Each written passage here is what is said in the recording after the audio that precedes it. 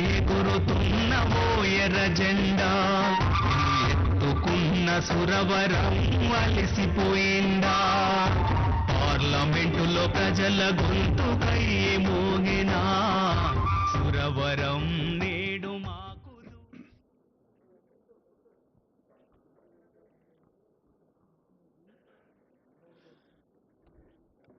Comrade Suravaram Sudhakar Reddy గారి సంస్మరణ సభకు అధ్యక్షత వహించిన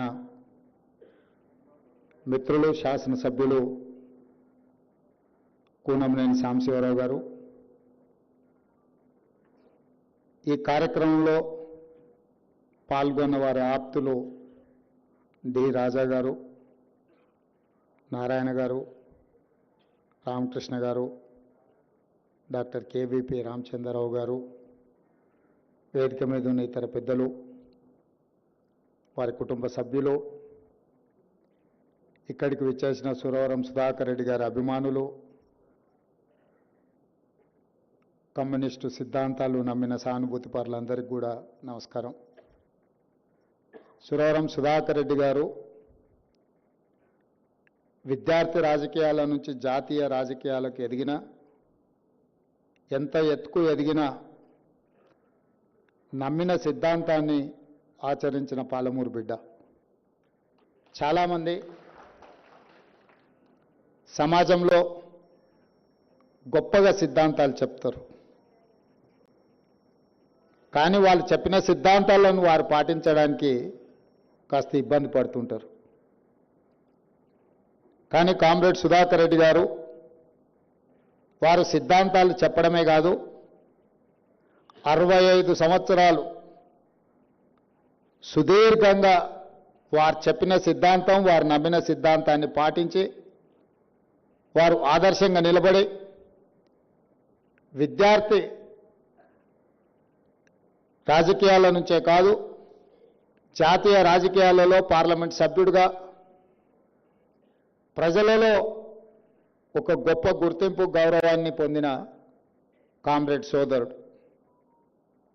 ఎవరైనా ఏ జెండానైతే మోసిండ్రో, ఏ జెండాను మోయడం గర్వంగా గొప్పగా భావించిండ్రో, వారి చివరి శ్వాస తర్వాత అదే జెండాను కప్పుకొని ఆ జెండా నీడననే చివరి శ్వాస తర్వాత కూడా వారు విశ్రమించడం అనేది అత్యంత అరుదు. సురవరం సుధాకర్ రెడ్డి గారు 65 సంవత్సరాలు ఎర్రజెండా నీడన నమ్మిన సిద్ధాంతాన్ని నమ్మిన గొప్ప నాయకుడు. వారు సామాజిక చైతన్యం కలిగిన వారు. సమాజంలో ప్రజలకు ఏది అవసరమో, సమాజంలో అనాగరిక చర్యలను వ్యతిరేకిస్తూ ఒక చైతన్యం తీసుకురావాలి, ఆ చైతన్యం పేదల జీవితాలలో మార్పు రావాలి అని నమ్మి వాటి కోసం నిరంతరం శ్రమించిన కమ్యూనిస్టు సోదరుడు పెద్దలు సురవరం సుధాకర్ రెడ్డి గారు.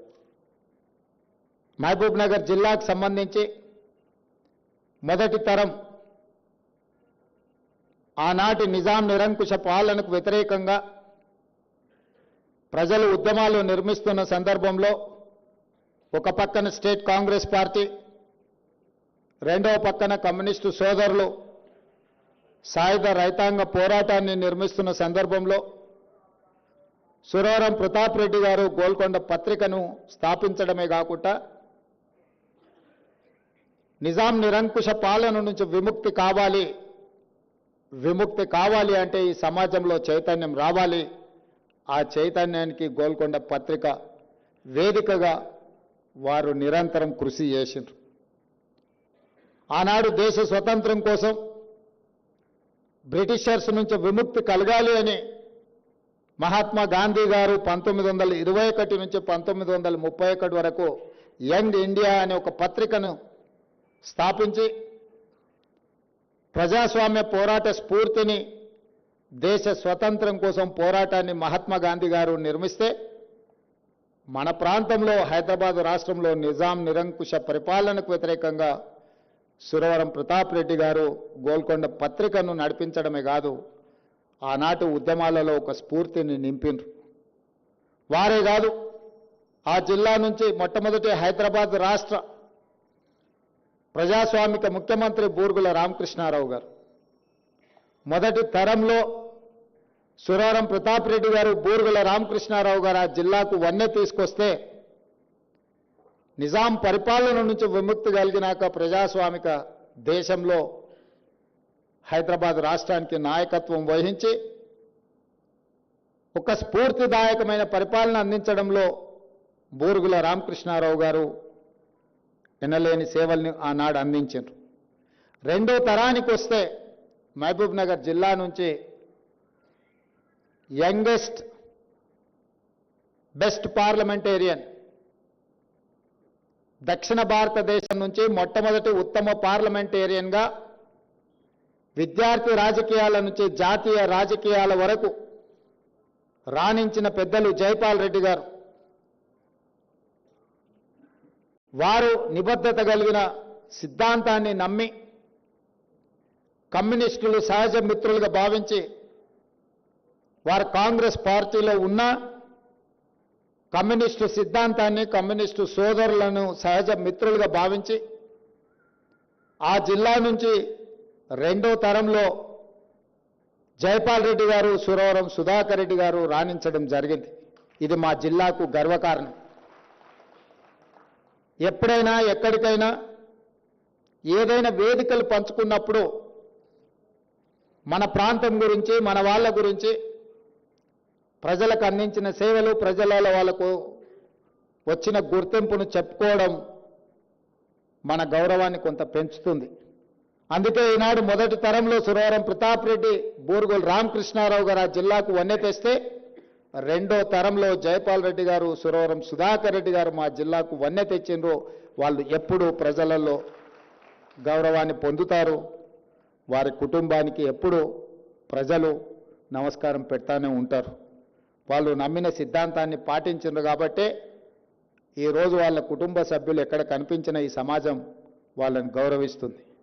అందుకే ఈరోజు విజయలక్ష్మి గారు చిన్న కోరికలు కోరిండ్రు. వాళ్ళ గ్రామానికి సంబంధించి ఒక పాఠశాల, ఊరికి ఒక రోడ్డు, ఒక బస్సు. వచ్చింది ముఖ్యమంత్రి. మీరు మా సంపత్తిని అడిగినా కూడా ఈ పని జరిగిపోద్ది.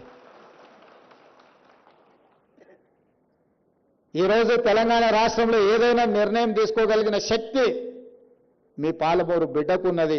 ఈ వేదిక మీద నుంచి వారి గౌరవం అలంపూర్ శాసనసభ నియోజకవర్గానికే కాదు, ఈ రాష్ట్ర స్థాయిలో వారి గుర్తింపు ఉండే విధంగా, వారి నమ్మిన సిద్ధాంతం ప్రజలకు అర్థమయ్యే విధంగా హైదరాబాద్ స్థాయిలో కూడా వారిని ఎప్పుడు గుర్తించుకునే విధంగా ఒక మంచి నిర్ణయం మంత్రివర్గంలో తీసుకుంటాం. మంత్రివర్గ సహచరులతో మాట్లాడి శాసనసభలో మిత్రులు కూనంనేని సాంబశివరావు గారు సభ జరుగుతున్నాడు, మధ్యలో వచ్చి నాకు ఒక కాగితం ఇచ్చిండు. ఆ కాగితం సురవరం సుధాకర్ రెడ్డి గారు వారు ఒక లేఖ పంపించారు. తెలుగు యూనివర్సిటీకి భాషలో ఎనలేని సేవలు చేసి తెలంగాణ విముక్తి కోసం పాటుపడ్డ సురవరం ప్రతాప్ రెడ్డి గారి పేరు పెడితే బాగుంటుంది అని సుధాకర్ రెడ్డి గారు నాకు ఒక లేఖ రాయడం జరిగింది. ఆ లేఖ చదివిన 10 నిమిషాల్లోనే అదే శాసనసభలో నిలబడి పెద్దలు సుధాకర్ రెడ్డి గారి సూచనను మా మంత్రివర్గం, మా ప్రభుత్వం తప్పకుండా తీసుకుంటుందని చెప్పి అక్కడికక్కడ శాసనసభలో తెలుగు యూనివర్సిటీకి సురవరం ప్రతాప్ రెడ్డి గారిని ప్రకటించడమే కాదు, ఈనాడు తెలుగు యూనివర్సిటీకి సురవరం ప్రతాప్ రెడ్డి గారి పేరు పెట్టి మంత్రివర్గంలో నిర్ణయం తీసుకొని ఈరోజు తెలంగాణలో ఉన్న తెలుగు యూనివర్సిటీకి సురవరం ప్రతాప్ రెడ్డి గారి పేరు పెట్టుకోవడం జరిగింది అని చెప్పి ఈ సందర్భంగా గుర్తు చేస్తున్నాను. ప్రజలు ఎన్నుకున్న ముఖ్యమంత్రిగా ప్రజల చేత గౌరవింపబడే వ్యక్తుల యొక్క పేర్లు, వాళ్ళ చిరునామాలు శాశ్వతంగా ఈ తెలంగాణలో ఉండాలి. అందుకే కోటి ఉమెన్స్ కాలేజ్ యూనివర్సిటీగా మారితే ఆ మహిళా యూనివర్సిటీకి వీరనారి చాకలి ఐలమ్మ పేరు పెట్టడం ద్వారా ఈ తెలంగాణలో పోరాట స్ఫూర్తికి గౌరవం ఉంటుంది అని చెప్పి తెలుగు యూనివర్సిటీకి వీరనారి చాకలి ఐలమ్మ పేరు మా ప్రభుత్వం పెట్టింది. ఇదే కాదు, Indian institute of handloom technology ఒక నూతన సంస్థను కేంద్ర ప్రభుత్వం నుంచి సాధించుకొని దానికి కొండా లక్ష్మణ్ బాపూజీ గారి పేరు పెట్టి ఆనాడు మొదటి తెలంగాణ ఉద్యమంలో తెలంగాణ కోసం పదవి త్యాగం చేసి స్ఫూర్తిగా నిలబడ్డ కొండా లక్ష్మణ్ బాపూజీ గారి పేరును ఇండియన్ ఇన్స్టిట్యూట్ ఆఫ్ హ్యాండ్లూమ్ టెక్నాలజీకి ఈరోజు మనం పెట్టుకోవడం జరిగింది.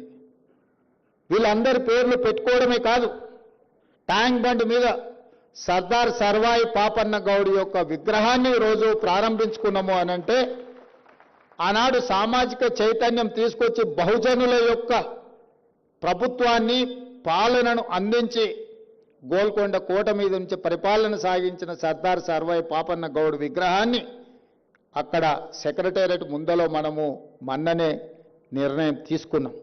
ఎందుకంటే ఈ తెలంగాణ ప్రాంతంలో వీళ్ళందరూ స్ఫూర్తి కావాలి, వీరి స్ఫూర్తి శాశ్వతంగా ఉండాలి. ఈనాడు సిద్ధాంతాలను మర్చిపోయి కేవలం అధికారం కోసమే, అధికారం ఉంటేనే రాజకీయం, 5 సంవత్సరాలు కూడా ప్రతిపక్షంలో ఉండలేమని ఆలోచన చేస్తున్న సందర్భంలో కమ్యూనిస్టులు అంటేనే ప్రతిపక్షం. ఎవరు అధికారంలో ఉంటే వాళ్ళు ప్రజలకు వ్యతిరేకంగా పనిచేస్తే వాళ్ళు దించడమే లక్ష్యంగా పెట్టుకొని పనిచేసిన కమ్యూనిస్టు సోదరులు శాశ్వతంగా ప్రజలలో ప్రతిపక్షంలో ఉండడానికి వాళ్ళు ఎన్నోసార్లు ఇష్టపడ్డారు. అధికారంలో ఉంటే పరిమితమైన పనులే చేయొచ్చు, కానీ ప్రతిపక్షంలో ఉంటే ప్రజలు కోరుకున్న ప్రతి పని కోసం కొట్లాడొచ్చు. చాలా వరకు దిగిపోయిన ప్రభుత్వాలు నేను అన్నిటిని గమనించిన, రాష్ట్ర స్థాయిలో జాతీయ స్థాయిలో ఏ ప్రభుత్వం దిగిపోయినా దిగిపోవడానికి కారణం కమ్యూనిస్టు సోదరులే అని నేను బలంగా విశ్వసిస్తున్నా.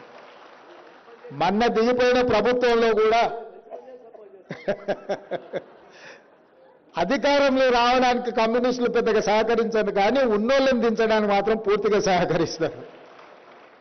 మొన్న జరిగిన అధికార బదలాయింపులో కూడా ఉన్నాయనని దించడంలో మా కమ్యూనిస్టు సోదరులు సంపూర్ణంగా సహకరించారు. అందుకే వాళ్ళని సహజ మిత్రులుగా ఆలోచన చేసి ఎమ్మెల్యేగా చట్టసభలలో సమస్యల్ని లేవనెత్తాలని, శాసనమండలిలో సమస్యలని ప్రజల తరఫున ప్రస్తావించాలని, అదేవిధంగా జర్నలిస్టు సమస్యల్ని పరిష్కరించడంలో పెద్దలు శ్రీనివాసరెడ్డి గారిని బాధ్యత ఇచ్చే జర్నలిస్టు మిత్రుల యొక్క సమస్యలు పరిష్కరించడానికి బాధ్యత ఇచ్చినాం. చాలామంది జర్నలిస్టు మిత్రులు నాకున్నారు, చాలామంది వచ్చి ఆ ప్రస్తావన తీసుకొచ్చారు. నేను చెప్పిన మీకు ఇస్తే మీకు నాకే ఉపయోగపడతారా, మీరు శ్రీనివాసరెడ్డి గారికి ఇస్తే అందరు జర్నలిస్టులకు ఉపయోగపడతాడు కాబట్టి ఆ బాధ్యత వారికి అప్పచెప్పినా వారిని చేయనియండి, మళ్ళీ చూద్దాంలే అని. ఇవన్నీ నేను ఎందుకు ప్రస్తావిస్తున్నా అంటే ప్రజల యొక్క సమస్యల్ని లేవనెత్తడం అనేది ఒక పెద్ద జవాబుదారీతనం.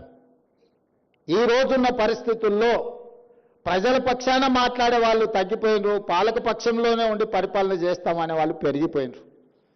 దీనికి కారణం కమ్యూనిస్టు సిద్ధాంతం ఇంకా పెరగాలి, ఆలోచన విధానం పరిధి విస్తరించుకోవాలి. కమ్యూనిజం అంటే లైబ్రరీలో చదువుకునే పుస్తకం కాదు, పేద ప్రజల గుండెల్లో సమస్యల పట్ల కొట్లాడే వాళ్ళ పట్ల విశ్వాసం.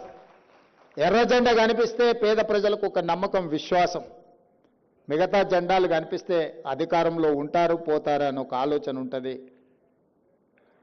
అందుకే ఈరోజు మనం తీసుకునే నిర్ణయాలు ఏవైనా ప్రజలకు ఉపయోగపడే విధంగా ఉండాలి. జాతీయ స్థాయిలో జరుగుతున్న రాజకీయ పరిణామాలు మనం అందరం గమనిస్తున్నాం.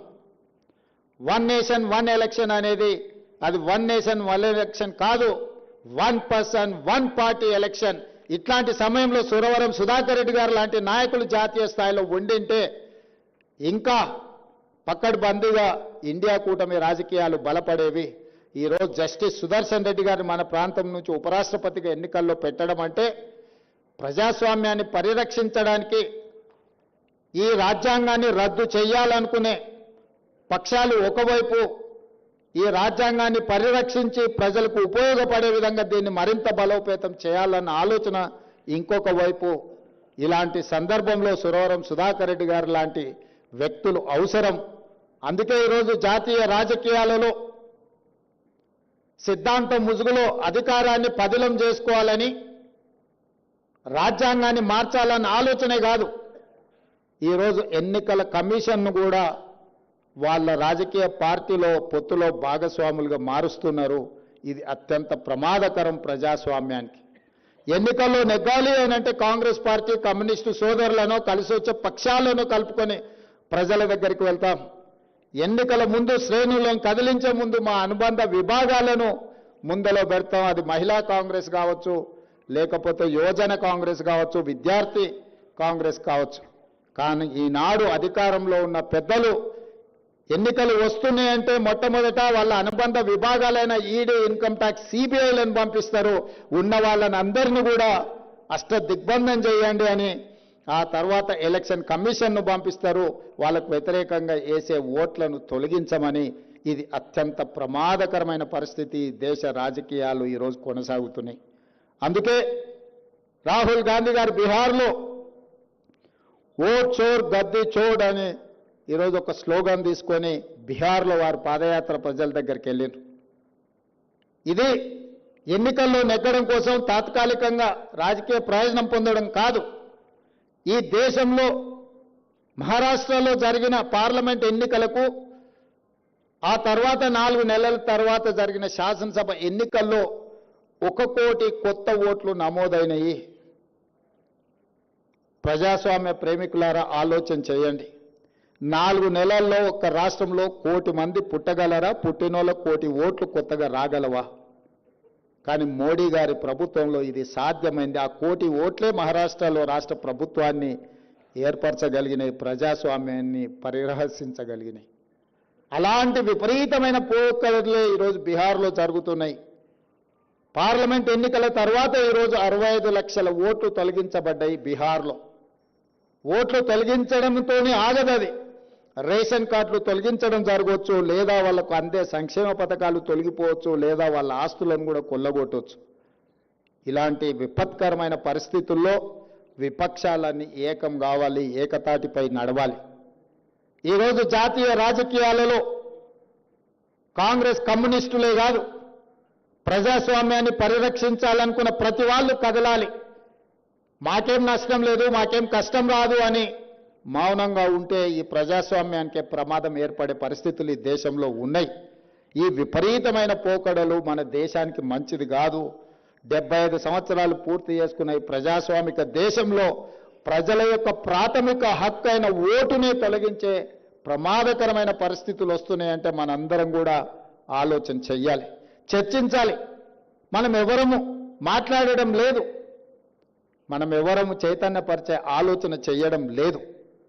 చేసినా పూర్తి స్థాయిలో మనం దాని పట్ల కార్యాచరణ సిద్ధం చేసుకోవడం లేదు.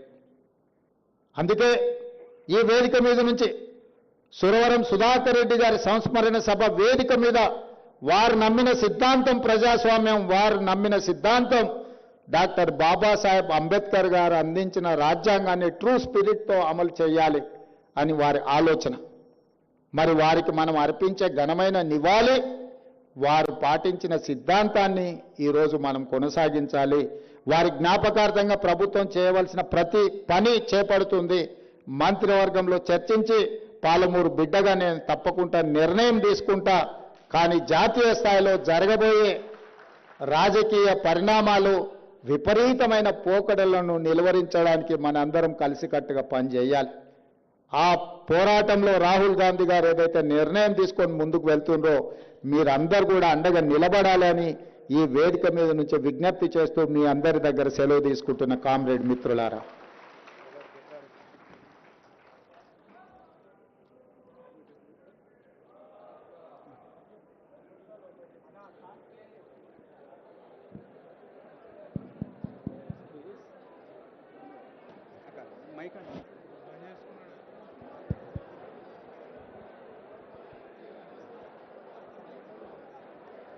మిత్రులారా, ఇంకో చాడా గారు ఇంకో జానకిరావులు ఉన్నారు. క్లోజ్ చేద్దాం. ముఖ్యమంత్రి గారిని పంపించేస్తాం.